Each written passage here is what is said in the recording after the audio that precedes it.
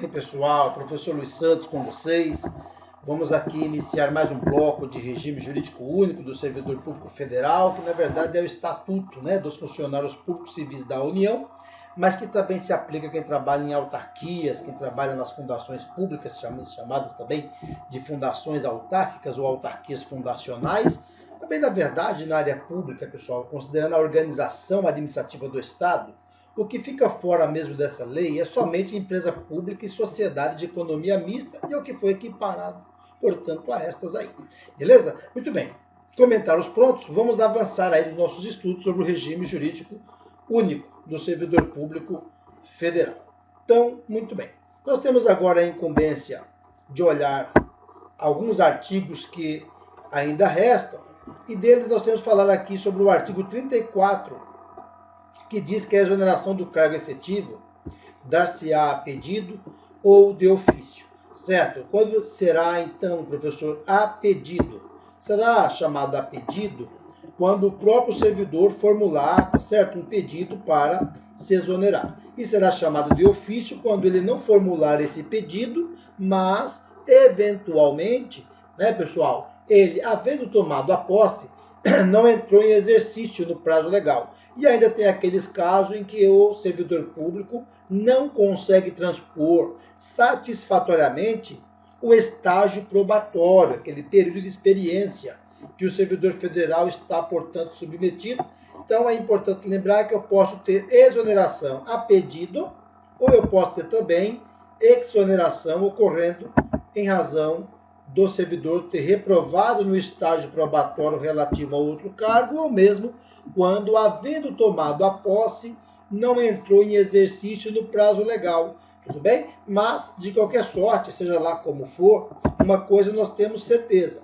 Se o servidor foi exonerado, ele não foi punido. Tudo bem? Daí não confundir com a tal da demissão. Tudo bem, pessoal? Então, demissão já é outra coisa, é outra pegada, nada a ver. Tranquilo. O parágrafo único diz que a exoneração de ofício dar-se-á quando não satisfeitas as condições do estágio probatório, conforme nós já falamos aí, o servidor bombou, reprovou nessa fase, ou também quando, tendo tomado a posse, o servidor deixar de entrar em exercício no prazo que está estabelecido, portanto, lá na legislação. Né? Por tudo que você já aprendeu aqui, você sabe que o servidor público que tomou a posse, ele deve entrar em exercício como regra, né, pessoal, em 15 dias. Aliás, né, é de bom tom aqui eu informar a vocês que existe sim algumas coisas no seu concurso que é de bom tom você memorizar, você lutar para decorar. Não é assim, tem que decorar tudo, tal. Tem pessoas que vão fazer prova pensando assim. Não é assim, pessoal, não é que tem que decorar tudo, mas tem algumas coisas que é decoreba, ou que são decorebas, né? Por exemplo, essa questão que envolve prazo, certo? Quem é que vai te convencer que o servidor público tem que cumprir alguns prazos e que ele não tem que decorar esses prazos? É lógico que tem, e você vai fazer prova mais ainda, porque esses prazos para tomar posse, para entrar em exercício, nós vamos depois falar também de prazo para recorrer, né, quando o servidor público, evidentemente, receber algum tipo de punição e ele quer recorrer.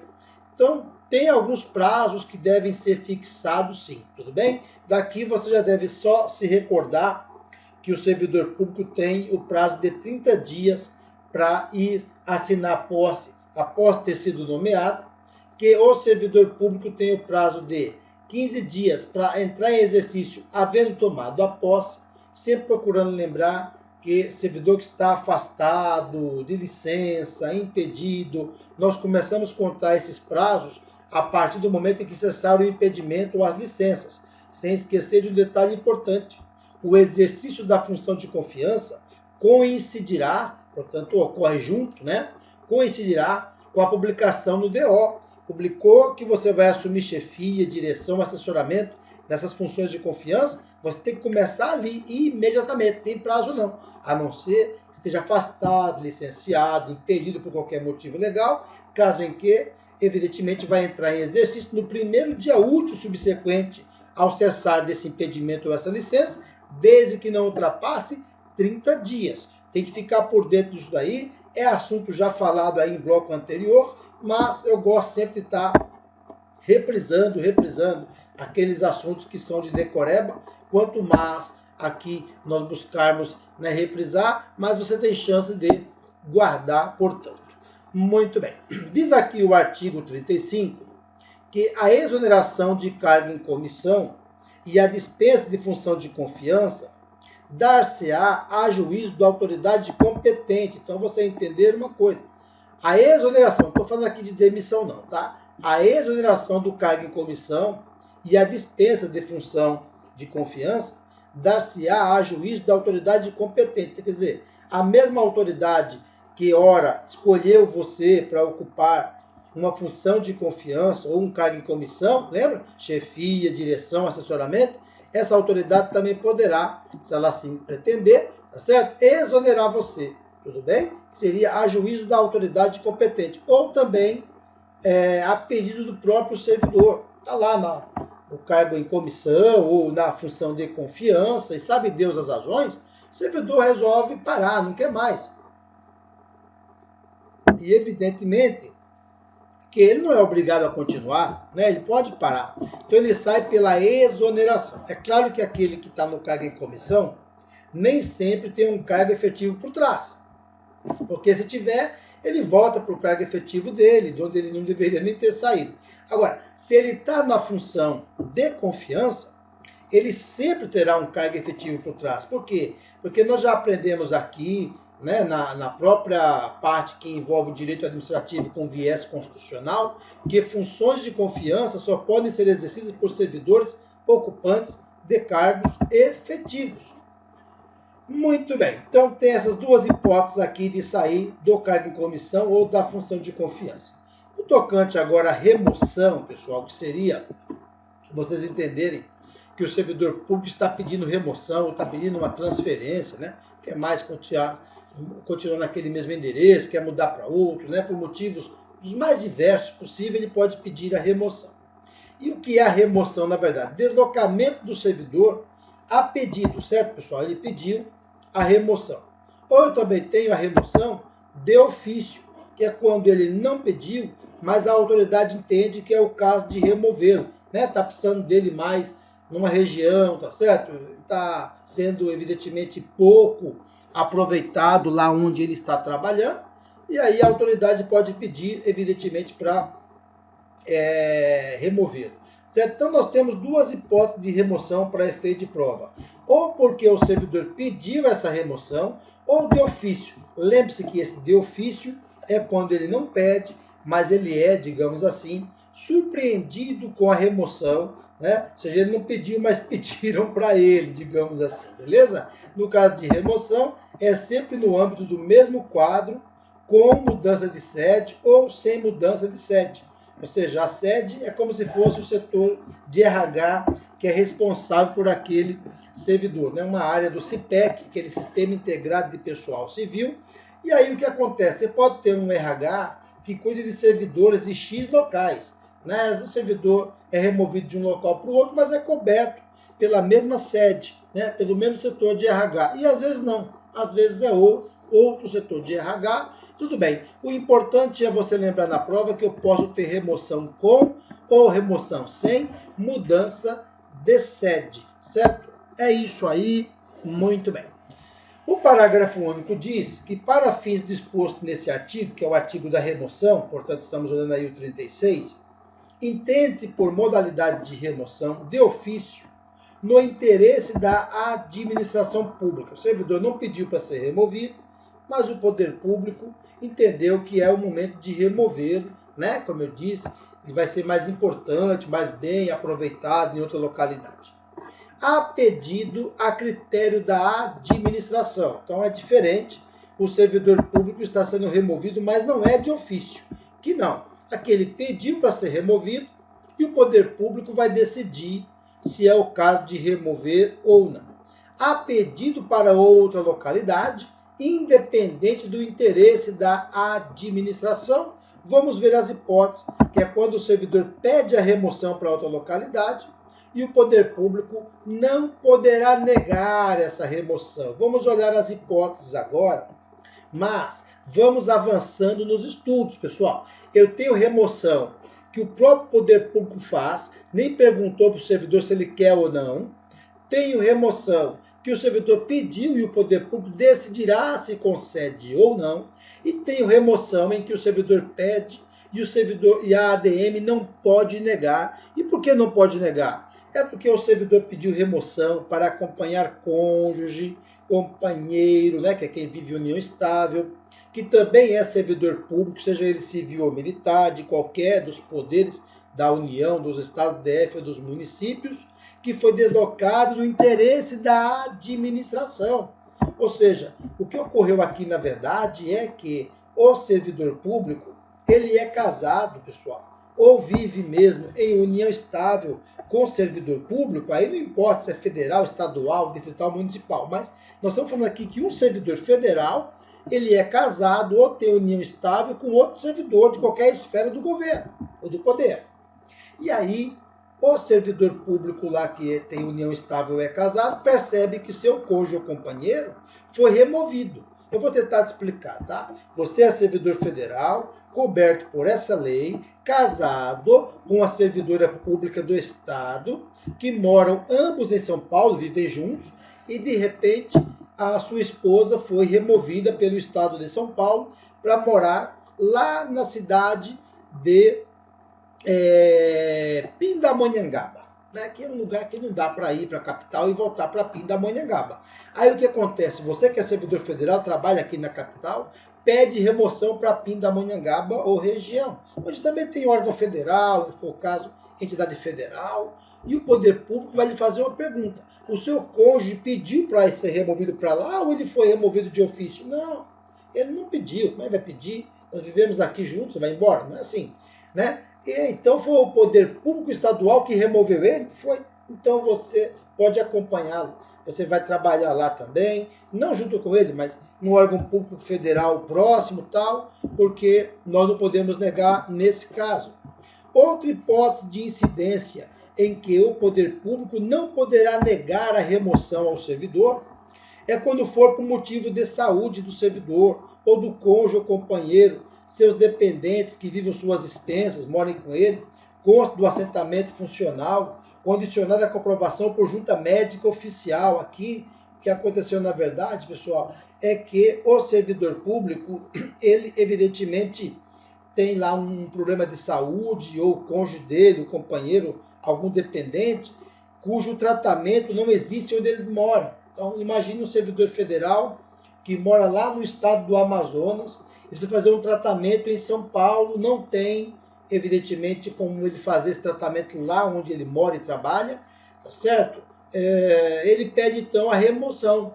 O tratamento é longo, vai levar anos, ele pede a remoção para fazer o tratamento em São Paulo, seja ele ou o companheiro, ou, evidentemente, algum servidor, perdão, algum dependente que viva as suas expensas, e o poder público não poderá negar. Não é somente o tratamento da saúde, mas vocês imaginem aí motivo de saúde, né? Que pode ser, inclusive, servidor que tem problemas respiratórios, cuja a umidade relativa do ar pode influenciar bastante nas crises. Então, desde que a junta médica ofereça lá um laudo comprovando isso, ele tem direito, portanto, de ser removido, mesmo que o poder público não se interesse por isso, mas é obrigado a conceder, é vinculada, portanto, à luz do direito administrativo.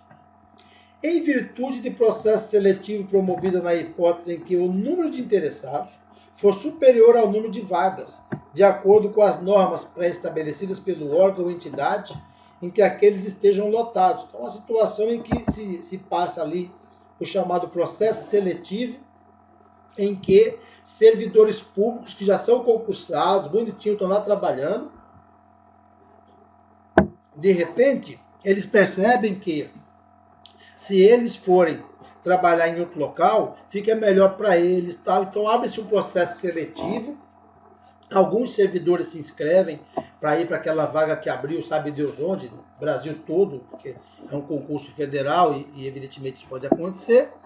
E aí aqueles que forem aprovados, evidentemente, tendo mais de um candidato por vaga, claro, aqueles que forem aprovados, como prêmio receberão a remoção, né? Que seria, portanto, a letra C aqui, em virtude de processo seletivo promovido nas hipóteses que o número de interessados for superior ao número de vagas que tem lá. Também só tem uma vaga, só tem um interessado, não vai ter, né, pessoal, nenhum tipo de competição aí para quem está nesse processo seletivo. Então, vamos tentar esmiuçar isso daqui muito bem, tá? Nós temos remoção de ofício, o servidor não pediu para ser removido e foi. Nós temos essa remoção porque o servidor pediu e a ADM decide se dá ou não, é discricionário. Nós temos aqui a remoção que o servidor pede e a ADM é obrigada a conceder, porque o servidor vai acompanhar cônjuge ou companheiro que também foi removido, tá certo? E o servidor vai acompanhar, ou por motivo de doença, não só do servidor, mas também, né, aqui fala motivo de saúde, né, que deve ser interpretado no sentido paralelo. Não só do servidor, mas o cônjuge, companheiro ou dependente que viva às suas expensas, e também quando houver processo seletivo e que tiver mais de um candidato por vaga, o servidor público for melhor colocado, como prêmio ele recebe aí, portanto, a remoção. É isso aí. Muito bem. Nós temos ainda que pensar aqui no instituto jurídico da redistribuição. A redistribuição, ela lembra um pouquinho a remoção, tá, galera? Mas não é a mesma coisa, tá? Quando ocorre a remoção, professor, a remoção, filho, é o deslocamento, olha aqui, remoção é o deslocamento do servidor público, ao passo que a redistribuição já é o deslocamento do cargo. Então tem que tomar cuidado aí a esses detalhes para não errar na prova, tá certo? Removeu, deslocou o servidor daqui para acolá. Redistribuiu, deslocou o cargo daqui para acolá. E aí diz o artigo 37 que essa redistribuição, o deslocamento de cargo, de provimento efetivo, esteja ele ocupado ou vago no âmbito do quadro geral de pessoal, vai ser, portanto, redistribuído para outro órgão ou entidade do mesmo poder, com prévia apreciação do CIPEC. Lembre-se que o CIPEC é aquele Sistema Integrado de Pessoal Civil, também chamado por aí de RH, certo, pessoal? O RH. Então, é legal vocês procurarem pegar esses macetes, porque na remoção não existe participação do CIPEC.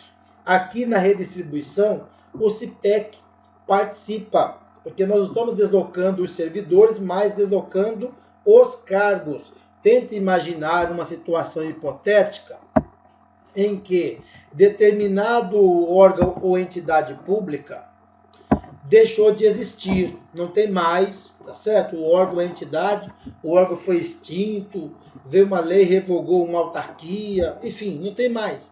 Esses servidores que já são estáveis, eu não tenho como exonerá-los, tá certo? Obrigar-os a pedir demissão, isso não existe. Então, o que o poder público faz? Ele redistribui os cargos, né? Isso já aconteceu mais de uma vez. Teve aí em 2005 uma fusão do INSS da Receita Federal. Então nós tivemos muitos cargos que eram da Receita, que vieram para o INSS e vice-versa também. Na época houve uma mudança vertiginosa também na parte que envolve a remuneração desses servidores, que pediram equiparação aí entre Receita Federal e INSS. Tudo certo, é comum acontecer isso, não é nada errado, tá, pessoal? Está previsto na lei. E aí é só vocês entenderem, e aí para efeito de prova, que existe, portanto, algumas regras importantes que, portanto, não podem faltar no seu concurso. Seja, por exemplo, aqui os preceitos que devem ser observados por ocasião dessa redistribuição. Vai acontecer no interesse da administração pública, ela que quer fazer isso. Tem que ter equivalência dos ganhos, né? Quando o servidor está aqui, vai para lá, porque o cargo foi redistribuído, ele não pode, evidentemente, ir para um lugar ganhando menos, tem que estar ali equilibrado. Manutenção da essência das atribuições do cargo, que é o que a pessoa faz. Vinculação entre os graus de responsabilidade e complexidade das atividades. Mesmo nível de escolaridade, né, que é exigido para um cargo, também vai ser exigido para o novo que ele vai assumir. Compatibilidade entre as atribuições do cargo e as finalidades institucionais do órgão ou da entidade, né? Então, assim, um ponto importante que eu acho que vale a pena a gente dar uma olhadinha e vocês usarem na prova, é que essa redistribuição é de um órgão para outro, de uma entidade para outra, no âmbito do mesmo poder. Do mesmo poder, quer dizer, um servidor não pode, trabalhando no poder executivo, ser redistribuído para o judiciário ou vice-versa, ou para o poder legislativo ou vice-versa. Não pode, tem que ser no âmbito do mesmo poder. Muito bem. A redistribuição ocorrerá ex officio, portanto, é importante saber que o servidor público não é ele que decide para onde ele vai, tá certo? Para ajustamento de lotação e força de trabalho, as necessidades dos serviços, inclusive nos casos de reorganização, extinção ou criação de órgão ou de entidade. Então, ela vai ocorrer ex officio, portanto, não é a pedido, né? Não é a pedido, é ex officio, e vai ocorrer porque teve extinção de cargo, criação, né, de órgão, entidade, enfim, e vai gerar aí essa redistribuição ex officio. Muito bem, perfeitamente, tá aí. Então, cuidado que não é a pedido, porque nós temos a pedido, de ofício e ex officio, tudo bem? O a pedido o servidor pediu, o de ofício ele não pediu, mas obrigaram ele, e o chamado aqui ex officio não é nenhuma dessas duas hipóteses, mas vai acontecer por conta desse ajustamento de lotação, quer dizer, o poder público fica numa situação em que ele não tem outra alternativa a não ser fazer isso. Está chamado aqui ex officio. Perfeito, muito bem. A redistribuição de cargos efetivos, né, vagos, se dará mediante ato conjunto entre o órgão central, que é o CIPEC, o RH, né, do servidor federal, e os órgãos e entidades da ADM federal que estiver envolvido, portanto, não se esqueça que é sempre no âmbito do mesmo poder, não pode mudar de poder. Nos casos de reorganização ou extinção de órgão ou entidade extinto o cargo ou declarada sua desnecessidade no órgão ou entidade, o servidor estável que não for redistribuído será colocado em disponibilidade até seu adequado aproveitamento. Então, das duas, uma. Né, o órgão não existe mais, a entidade não tem mais, redistribui o pessoal. Né? Na verdade, redistribui os cargos e aí o servidor que está naquele cargo vai junto. Às vezes muda de endereço, às vezes não. Tá, professor, mas se não tiver como mandar o servidor para nenhum local, veja, não tiver como mandá-lo para lugar nenhum, não sobrou vaga, sabe Deus o quê, ele já sendo estável, tendo, portanto, já os 3 anos na casa, ele ficará em disponibilidade até seu aproveitamento, tá certo? O aproveitamento é quando ele é chamado de volta para trabalhar.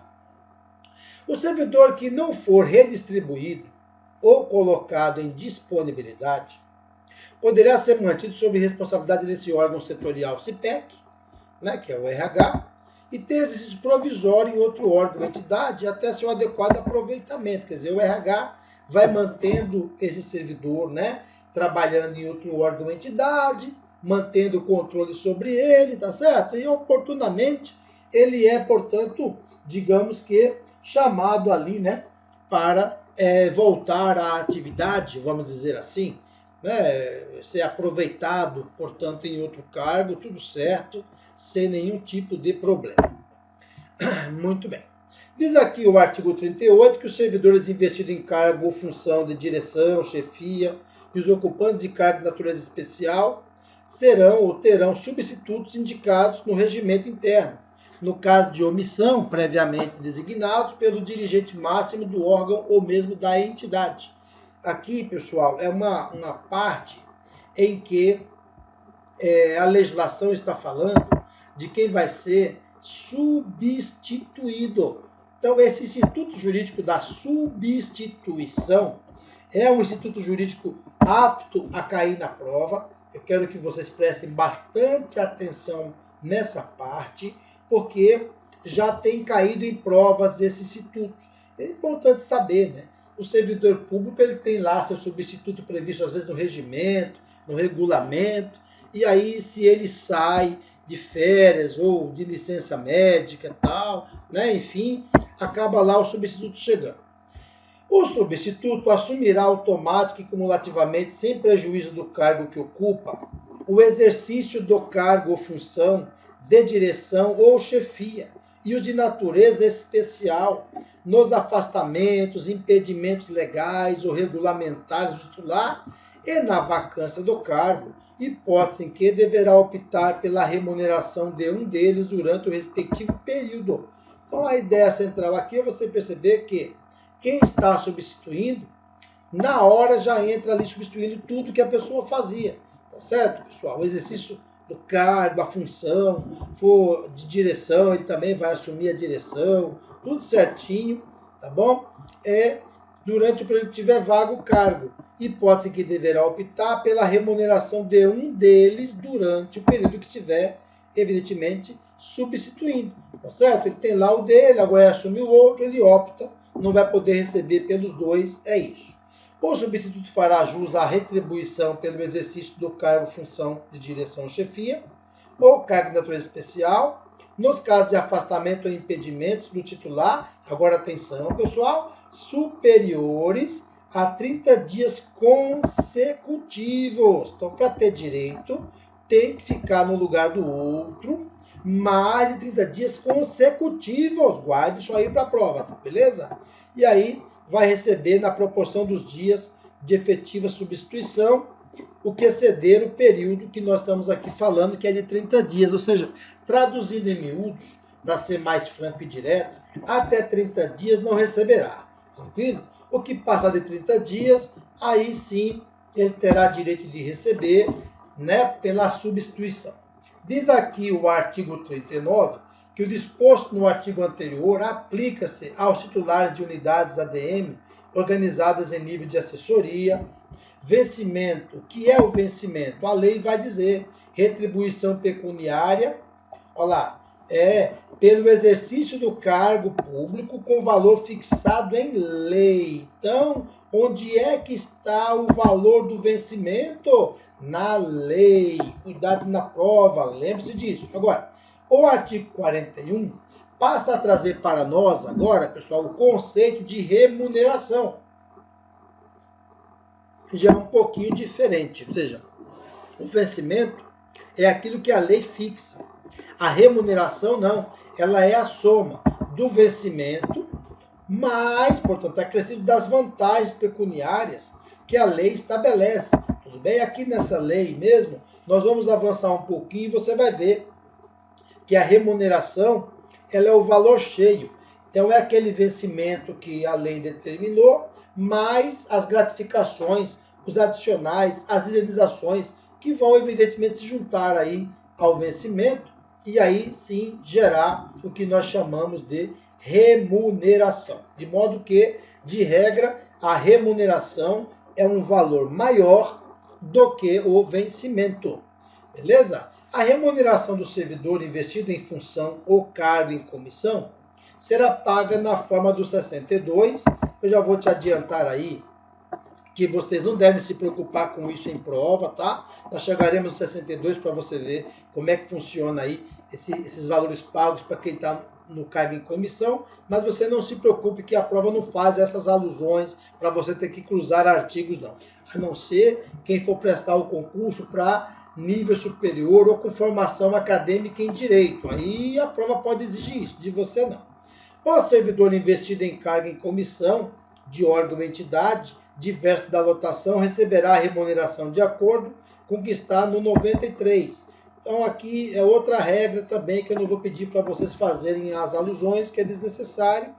Vamos depois falar disso. Os vencimentos dos cargos efetivos serão acrescidos das vantagens de caráter permanente e fica irredutível. Ou seja, o vencimento mais as vantagens, né? Vocês vão ver aí daqui mais um pouquinho, que essas vantagens que nós estamos aqui fazendo menção, pode ser gratificação adicional, pode ser indenização, e as gratificações e os adicionais se incorporam aos vencimentos nos termos da lei, ao passo que as indenizações não se incorporam. Então aquilo que se incorpora ganha o caráter permanente e se torna, portanto, irredutível.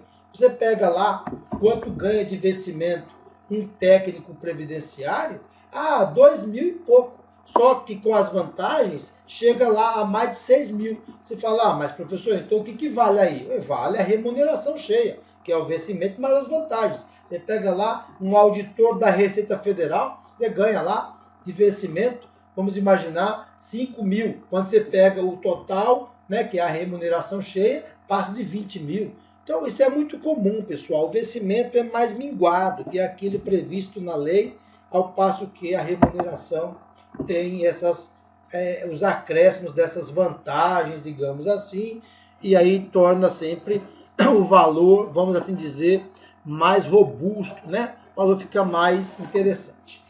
É assegurada a isonomia de vencimentos para os cargos e atribuições iguais ou assemelhadas no mesmo poder, ou entre servidores dos três poderes, ressalvadas as vantagens de caráter individual, as relativas de natureza e também do local de trabalho, né? Se o ambiente é insalubre, se é perigoso, né? Tem que sempre respeitar isso, porque às vezes o servidor tem o mesmo cargo que o outro. Só que um trabalha à noite, o outro não. Um trabalha em ambiente perigoso ou insalubre, o outro não. Isso vai acabar redundando numa diferença de ganhos mensais. Os que tiverem diferentes receberão, portanto, tratamentos diferentes. Os que forem iguais receberão tratamentos iguais. O que é isso, pessoal? Tratamento igual para os iguais, desigual para os desiguais? Isonomia. Quer dizer isso, professor? Todos são iguais nos termos da lei. São iguais ou não são? São iguais quando a lei disser que são, né? Então são iguais nos termos da lei. O nome disso é isonomia. Nenhum servidor receberá remuneração menor que um salário mínimo. Guarde isso para a prova, isso é importante. Nenhum servidor poderá perceber mensalmente, a título de remuneração, importância superior à soma dos valores percebidos como remuneração em espécie a qualquer título, no âmbito dos respectivos poderes, pelos ministros de Estado. Lá no direito constitucional, vocês aprenderão que ninguém pode ganhar, evidentemente, mais que os ministros do Supremo Tribunal Federal.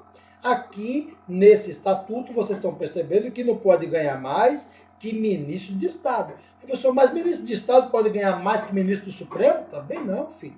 Na verdade, os ganhos dos ministros do Supremo é a base para a fixação do teto no serviço público em geral, beleza? Também não pode ganhar mais que os membros do Congresso Nacional, os ministros do Supremo Tribunal Federal, conforme nós já cogitamos aí, tem previsão no artigo 37, inciso 11 da Constituição Federal. É bom você anotar e dar uma lidinha lá na parte de direito constitucional, que é bastante prova isso, pessoal. Parágrafo único. Exclui-se do teto da remuneração as vantagens previstas nos incisos 2 até 7 do artigo 61. É mais uma alusão que eu não quero que vocês fiquem presos a isso. Vamos em frente. Conforme as tratativas da Lei 8.112 de 90, especialmente sobre os institutos do exercício, estágio probatório, estabilidade, julgue os itens a seguir. Você sabe, como eu tinha pedido para fazer aqui, né? Aparece uma questão sobre isso, você dá aquela paradinha, certo? Tenta resolver, depois faz o vídeo rodar de novo. O servidor que houver tomado posse deve entrar em exercício em 20 dias. Resposta errada, né, pessoal? Nós sabemos que o servidor que ocupa cargo efetivo, tomou a posse, deve iniciar seu exercício no prazo de 15 dias, contado do empossamento. Então, aplica-se aqui o artigo 15 da Lei 8.112 de 90. Exercício, você sabe, é trabalhar, pôr a mão na massa, efetivamente, né? É o desempenho efetivo aí do cargo, da função de confiança, e deve-se levar em conta aí 15 dias contado da posse. Mas tome cuidado. Quem vai assumir função de confiança, tem isso não. Deve entrar em exercício no dia em que foi publicado no Diário Oficial. Está doente, está afastado, não pode, vamos esperar ter alta, fica bom, certo? Desde que não ultrapasse o prazo máximo de 30 dias. Firmeza? Tranquilo? Mais uma questão para nós aí. Um dos requisitos analisados durante o estágio probatório do servidor ocupante de cargo efetivo é a capacidade de iniciativa. Nós temos algumas coisas para olhar lá, e dentro que temos que ver, tem essa tal capacidade de iniciativa. Está corretíssimo. Lembrando que, durante o estágio probatório, o servidor público ficará sujeito à análise de assiduidade, disciplina, essa que nós olhamos aqui, que é a capacidade de iniciativa, além da produtividade e da responsabilidade. Não é demais lembrar vocês que, muito embora a lei fala em 24 meses para o cumprimento do estágio probatório, o Supremo já falou em 36 ou em 3 anos. Já teve uma prova aí do Sebrasp, pessoal, antiga CESP-UNB, cuja resposta era certo para 3 anos. Então, ainda que na lei você leia 24 meses, entenda que a resposta deve ser 36 meses ou mesmo 3 anos, portanto. Beleza, galera? Bom, espero que vocês tenham conseguido assimilar bastante aí as informações, né? É sempre legal treinar, né, gente? Fazer exercício, ficar por dentro aí das questões, como elas caem, como é que você vai desenrolar-se aí durante a prova. Porque o que acontece, gente, o treinamento, ele é muito importante. Você tem que pensar assim, eu estou me preparando para fazer questões. Então, o que é razoável que eu faça aí? Questões, não? Mais treinamento, bastante treinamento. Beleza, pessoal? É isso aí e até o nosso próximo bloco, né? Valeu? Olá, tudo bem com você? Seja bem-vindo, seja bem-vinda ao Vencendo Concursos. Você acaba de assistir a uma aula, uma parte das muitas aulas que nós temos aqui no curso preparatório Gabaritando o FMG. E se você assistiu a esse vídeo até agora, continue, porque eu tenho um recado importante para te passar. Nós aqui do Vencendo Concursos montamos o Gabaritando o FMG. É um curso online preparatório completo para você ser aprovado nesse concurso. Eu quero aproveitar esse vídeo e mostrar quais são as vantagens de ser aluno nosso aqui no Vencendo Concursos, tá? Então acompanhe aí comigo. Olha só, pessoal. Bom, a partir do momento que você adquirir o curso preparatório, você terá no curso acesso imediato, tá? Isso significa dizer que você receberá no seu e-mail os dados de acesso do curso preparatório imediatamente. Login e senha. Normalmente chega na caixa de mensagens principal, mas pode ir também para a caixa de mensagens promoções ou até mesmo spam. Então é bom você dar uma olhada em todos os lugares possíveis no seu e-mail, tá certo? Você vai ter acesso ilimitado. Isso significa dizer que poderá assistir às aulas quantas vezes você quiser. Não tem uma limitação de visualizações. E melhor ainda, você vai ter acesso durante 1 ano. Isso significa que mesmo depois da prova, você continuará assistindo às aulas, pode se preparar para outros concursos que caia aquela matéria, né, que você vai estudar, tá bom? Que faz parte do curso preparatório. Você vai ter no curso Teoria e Questões Comentadas. Aliás, centenas de questões comentadas pelos nossos professores, tá? E isso com certeza absoluta faz toda a diferença.